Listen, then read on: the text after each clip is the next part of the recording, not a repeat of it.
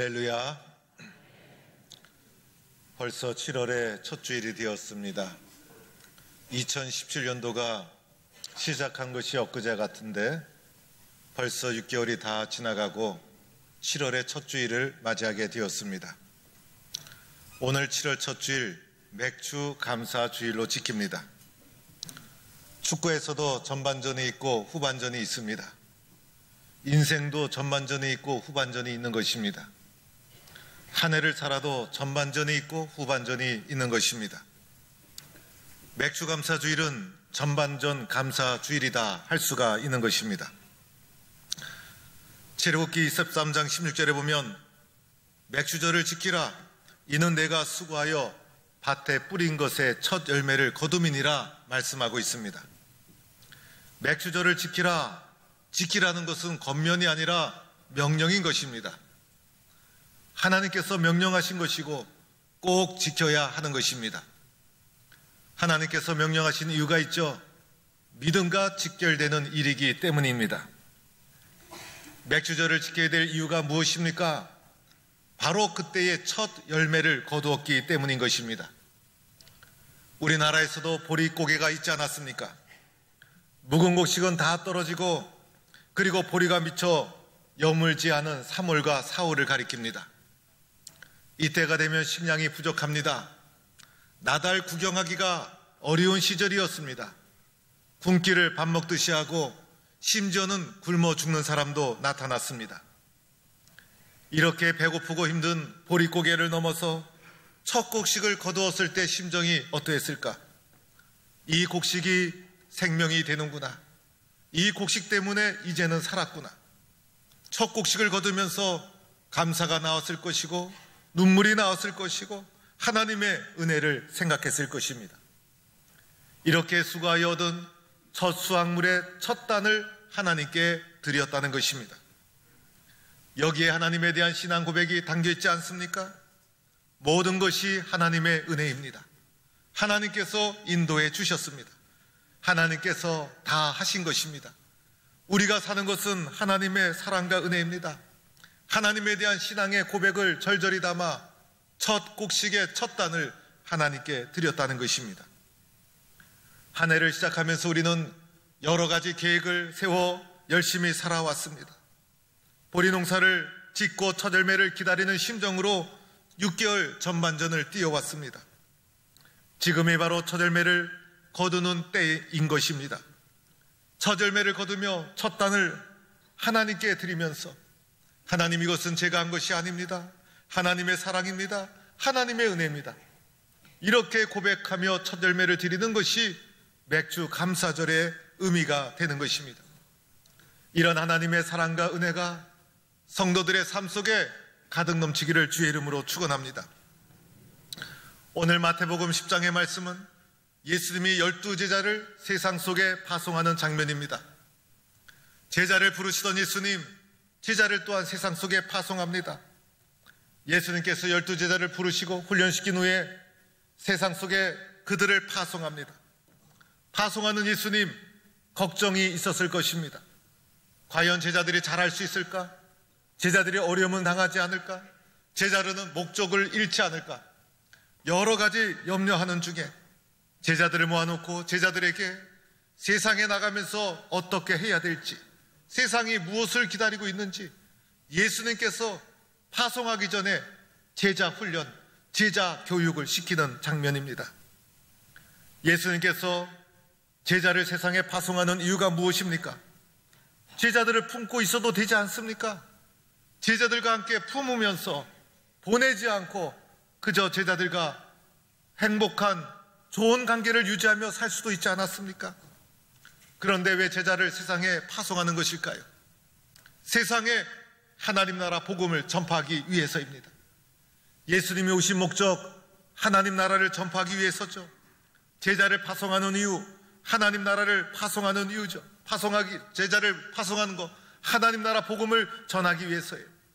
제자를 부르시고 파송하고 훈련시키고 교육시키고 예수님의 그 모든 초점은 세상에 복음을 전하기 위해서인 것이에요. 예수님께서 나를 부르신 이유, 복음을 전하라는 거예요. 예수님께서 나를 세상에 파송하는 이유, 복음을 전하라는 거예요. 예수님이 나에게 그냥 축복 주시고 편안하게 살라고 둘러주신 것이 아니에요. 가장 근본적인 목적은 복음 전파라는 것이에요. 예수 믿는 사람, 복음 전파를 최우선으로 해야 돼요. 어떻게 하면 내가 잘 살까? 어떻게 하면 성공할까? 이렇게 생각하면 안 되는 거예요. 어떻게 하면 내가 예수를 잘 믿을 수 있을까? 어떻게 하면 복음을 잘 전달할 수 있을까? 어떻게 하면 한 영혼이라도 구원할 수 있을까? 이것이 예수 믿는 사람이 최우선적으로 가져야 될 마음의 자세라는 것입니다. 예수님은 왜 세상에 복음을 전파하는데 이렇게 힘을 쏟는 것일까요? 세상 모든 사람이 복음이 필요하기 때문인 거예요. 사람은요, 복음을 들어야 비로소 사람이 되는 거예요. 복음을 듣지 못하면 사람은 짐승과 차이가 없어요. 복음을 들을 때 비로소 사람이 되는 것이고 세상 모든 사람에게는 복음이 필요한 것입니다. 복음이 필요한 이유가 있죠. 복음을 필요한 이유, 먼저는 모든 사람이 영적인 목마름을 가지고 있기 때문인 거예요. 세상 모든 사람은 영적인 목마름을 가지고 있어요. 이것이 동물 또는 식물과 인간이 구별되는 점이에요. 영적인 갈증, 인간에게만 있는 거예요. 세상에 많은 권력 누렸어도, 많은 것을 차지했어도, 물질이 많아도, 성공을 했어도 인간의 마음속에 세상의 것으로 채워지지 않는 영적인 목마름을 가지고 있다는 거예요. 인간의 본질 자체가 영적인 갈증을 가지고 있는 존재로 지음을 받았다는 거예요. 여러분, 세상의 것으로 배불러도 만족이 됩니까? 세상에 많은 것을 가졌어도 만족이 됩니까? 세상에 그 어떤 것을 다 누려도 사람은 채워질 수 없는 영적인 갈급함을 가지고 있는 존재라는 것이에요. 여행을 많이 다녀도 그때뿐이에요. 맛있는 것을 먹어도 별거 아니에요. 운동에 미쳐서, 취미생활에 미쳐서 여러 곳을 다니고 열정을 쏟아도 별거 아니에요. 그때뿐이라는 거예요. 아무리 좋아도 잠깐이에요. 세상의 것은 나를 채울 수가 없어요. 세상의 그 어떤 것도 우리의 마음을 채워줄 수가 없다는 거예요. 사람을 여러 가지로 규정하죠. 생각하는 갈대, 사회적 동물, 여러 가지로 사람의 존재를 규정하지만은 사람의 가장 바탕이 되고 가장 원초적인 규정은 사람은 영적인 존재라는 것입니다. 그래서 영적인 갈증, 영적인 목마름이 채워져야 되는 거예요. 이 영적인 갈증 누가 채워질 수 있습니까? 오직 예수 그리스도의 복음만이 사람의 영적인 갈증을 채워줄 수 있는 줄로 믿습니다. 그래서 세상 모든 사람이 복음을 들어야 되고 복음이 필요하다는 것입니다.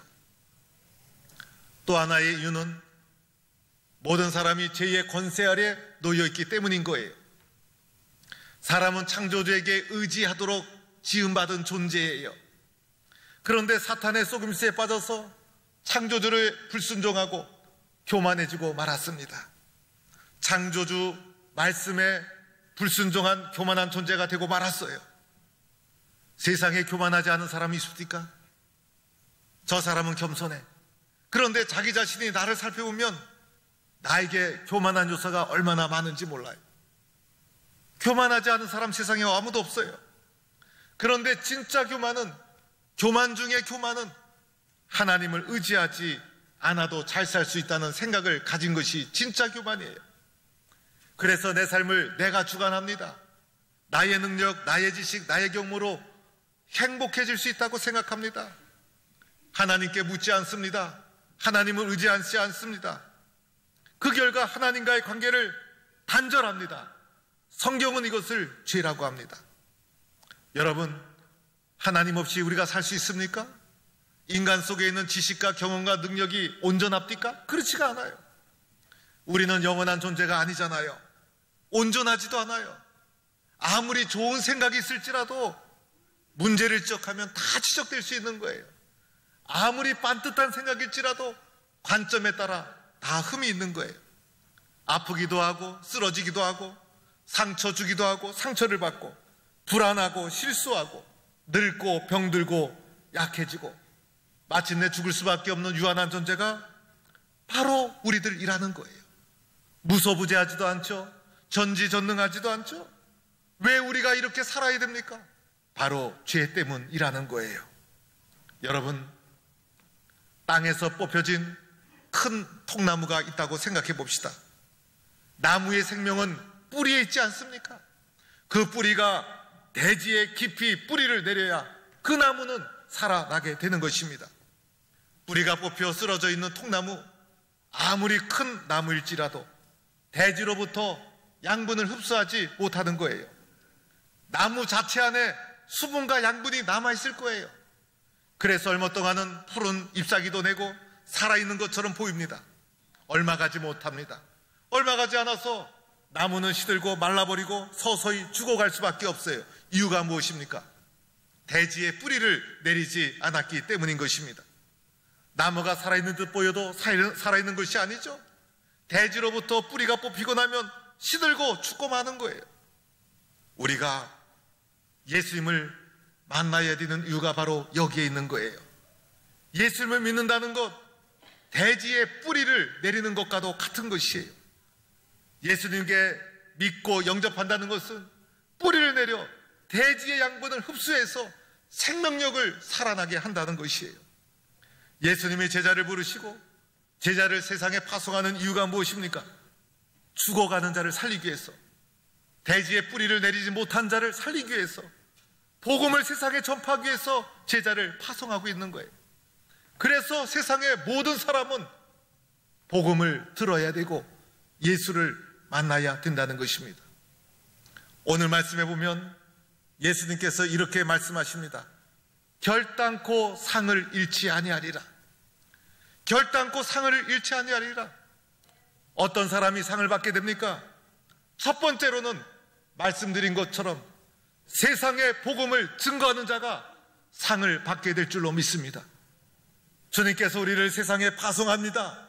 주님께서 파송한 목적대로 세상 모든 사람을 살리기 위해서 그리스도의 생명의 복음을 증거하는 자가 결단코 상을 잃지 아니하리라. 주님이 주시는 상을 누리게 되는 것입니다. 두 번째로 상을 받는 사람이 있어요. 그것은 전해진 복음을 영접하는 자, 전해진 복음을 받아들이는 자가 상을 받게 되어 있어요. 오늘 40절 말씀에 이렇게 기록하고 있어요. 너희를 영접하는 자는 나를 영접하는 것이요, 나를 영접하는 것은 나를 보내신 이를 영접하는 것이니라. 여러분, 여기서 영접이라는 말이 강조되고 있지 않습니까?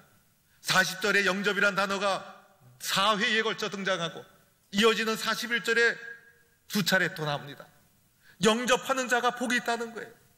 영접하는 자가 상을 받는다는 거예요.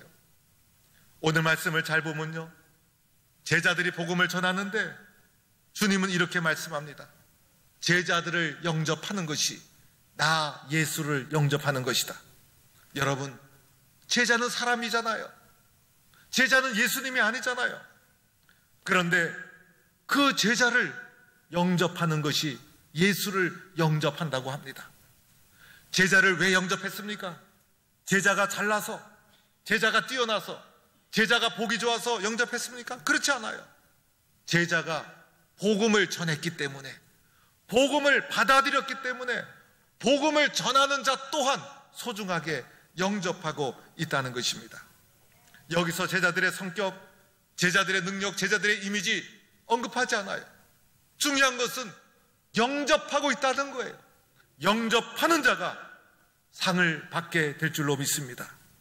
여러분, 왜 제자를 받아들입니까? 왜 사람을 받아들입니까? 복음을 받아들였기 때문인 것이에요. 그 좋은 예수 그리스도의 복음을 만났기 때문에 사람을 받아들이고 제자를 받아들이는 거예요. 제자를 받아들이고 사람을 받아들일 때 복음조차도 온전하게 받아들이게 되는 거예요. 제가요, 신방을 가게 되면 우리 성도님들이 저를 환영해 줍니다. 지난주에도 병원에 입원하신 집사님 찾아가서 기도를 하는데 제 마음도 기쁘고 신방을 받으시는 집사님도 얼마나 기뻐하는지 모릅니다. 어떨 때는 기뻐하실 뿐만 아니라 목사님 오셨다고 대접도 잘해 주십니다. 제가 살이 찌고 배가 나온 거 다 이유가 있어요. 우리 성도님들이 목사님 오셨다고 많이 드세요, 많이 드세요. 그래서 저의 살은 사랑의 살입니다. 그래서 뺄 생각이 별로 없습니다.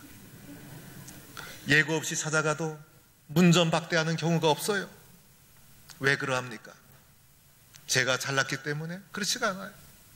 제가 복음을 전하고 있기 때문에, 목사이기 때문에, 하나님의 말씀을 여러분에게 전하고 있기 때문에. 그런데 더 중요한 것이 있어요. 여러분이 복음을 받아들였기 때문이에요. 복음을 받아들였고 예수를 만났기 때문에, 복음이 얼마나 소중한지를 알고 복음을 전하는 자 또한 소중하다는 것을 알기 때문에, 예수님 때문에 여러분이 저를 영접하고 있다는 것입니다. 저는 세상에 나가면 아무것도 아니에요. 세상 사람들이 저를 알아줍니까? 그렇지가 않아요. 그러나 예수를 영접한 여러분은 저를 소중히 여겨줍니다. 왜? 예수님 때문에, 복음 때문에. 오늘 성경은 말합니다. 영접하는 자, 복음을 받아들인 자가 결코 상을 잃지 아니하리라. 하늘에 주시는 큰 상을 받는 성도들이 될 수 있기를 바랍니다. 오늘 말씀은 이렇게까지도 표현하죠. 너희를 영접하는 것은 나를 영접하는 것이요, 나를 영접하는 것은 나 보내신 이를 영접하는 것이다. 복음을 전하는 제자를 영접하는 것이 예수님을 영접하는 것이요, 더 나아가 하나님을 영접하는 것이도록까지 이어지고 있다는 것입니다. 영접하는 자가 받는 복, 영접하는 자가 받는 상, 이 상을 결코 놓치지 않는 성도가 되기를 축원합니다. 세 번째는요, 누가 상을 받습니까? 냉수 한 그릇이라도 제자의 이름으로, 예수의 이름으로, 복음의 이름으로 대접하는 자가 복을 받게 되는 것입니다. 오늘 말씀에 보면 누구든지 제자의 이름으로, 이 작은 자 중 하나에게, 여러분 세상에 보면 작은 자가 있지 않습니까? 그런데 제자 중에도 작은 자 있지 않습니까? 겉모습을 보니 작은 자예요. 그러나 그 겉모습을 보고 사람을 소홀히 여기거나 업신 여겨서는 안 되는 거예요. 사람은요, 작은 자, 보잘것없는 자가 보면 업신 여기고, 그럴듯해 보이면 그 사람에게 수그리고 들어가는 것을 보게 됩니다. 작은 자가 전하는 복음을 봐야 되는 거예요. 그럴듯한 사람이라도 쓸모없는 말을 하면 아무 소용이 없는 거예요. 사람을 보지 말고 복음을 보셔야 되는 거예요. 보잘것없는 자가 전해도, 이름 없는 평범한 자나가 전해도 무시하지 않고 존중하고 대접하는 것, 심지어는 냉수 한 그릇이라도 대접할 수 있는 사람, 냉수 한 그릇 아무나 대접할 수 있어요. 누구나 할 수 있어요. 조금만 마음을 열면 누구나 할 수가 있어요. 이 작은 헌신, 작은 대접, 누구나 할 수 있는 작은 봉사가 복음의 큰 역사를 일으키는 통로가 되는 것이에요. 그러나 그 냉수 한 그릇, 아무것도 아닌 그 냉수 한 그릇을 받는 자에게는 이것이 큰 격려가 되는 거예요. 큰 힘이 되는 거예요. 특별히 갈급한 자에게는 말할 수 없이 소중한 것이 되는 거예요. 이렇게 작지만은 냉수 한 그릇이라도 대접한 작은 마음, 작은 정성, 소중히 여기는 마음, 이런 자를 가리켜 예수님은 말씀하십니다. 결단코 하늘의 상을 잃지 아니하리라. 이런 하늘의 상을 잃지 않은 성도가 될 수 있기를 주님의 이름으로 축원합니다. 사랑하는 성도 여러분, 오늘 말씀에서 강조하고 있는 것은 복음의 소중함이에요. 복음을 전하고 복음을 받아들이고 복음의 이름으로 냉수 한 그릇이라도 대접하라. 복음이 없이는 우리는 살 수가 없어요. 그래서 제자를 부르시고 제자를 파송하는 거예요. 우리가 아무리 수고했어도 평생을 살면서 복음을 해서 아무것도 한 것이 없다면 무슨 소용이 있겠어요? 수없이 예수를 믿어도 입을 열어 복음을 증거하지 못하면 부끄러운 거예요. 복음에 대한 사명과 열정을 가지고 영혼에 대한 안긋함과 마음을 가지지 못한다면 무슨 보람이 있겠어요? 하나님께서 나를 불러주신 이유가 뭡니까? 내가 아니면 복음을 전할 수 없다. 너만이 하나님의 복음을 전할 곳이 있다는 것이에요. 왜 오늘도 우리를 세상 속에 파송합니까? 세상을 변화시키는 하나님의 능력이 너를 통해 드러나야 된다는 거예요. 내가 하는 일, 내가 하는 봉사, 나의 직장, 나의 사업, 모든 것은 복음을 전하는 수단일 뿐이에요. 우리의 가정, 나의 인생, 나의 삶, 나의 젊음, 나의 지식, 모든 것은 복음을 전하는 수단이에요. 복음의 사람이 되어야 한다는 거예요. 내가 복음을 전하지 않으면 모든 사람은 대지에 뿌리를 내리지 못하 죽어가는 통나무와 같은 거예요. 대지로부터 생명을 흡수해야 살 수 있는데 저 영혼이 대지로부터 뿌리를 내리지 못해서 죽어가고 있는데, 저 영혼이 주님을 만나야 되는데 오늘도 저 영혼이 죽어가고 있는데, 내가 대지로부터 뿌리를 내릴 수 있도록 그 영혼을 살리는 일 나만이 할 수 있다는 거예요. 그러한 자가 상을 받는다는 거예요. 영혼을 살리기 위해서 복음을 전하고 복음을 받아들이고 복음을 해서 냉수 한 그릇이라도 대접하는 자가 상을 받는 거예요. 이런 안타까운 심정으로 살아가는 성도가 될 수 있기를 주의 이름으로 축원합니다. 이런 자가 하늘의 상이 큰 거예요. 큰 상을 받는 성도. 여러분, 우리 찬송을 부른 후에 함께 통성으로 기도하는 시간을 갖겠습니다. 주님, 내가 복음을 주신 것을 감사합니다. 내가 복음의 사람으로 살아갈 수 있도록 도와주신 것 감사합니다. 내 주변에는 대지에 뿌리를 내리지 못해서 말라 죽어가는 성도들이 있습니다. 대지에 뿌리를 내릴 수 있도록 도와주세요. 냉수 한 그릇이라도 대접하는, 복음의 이름으로 냉수 한 그릇 대접하는 자가 되게 해주세요.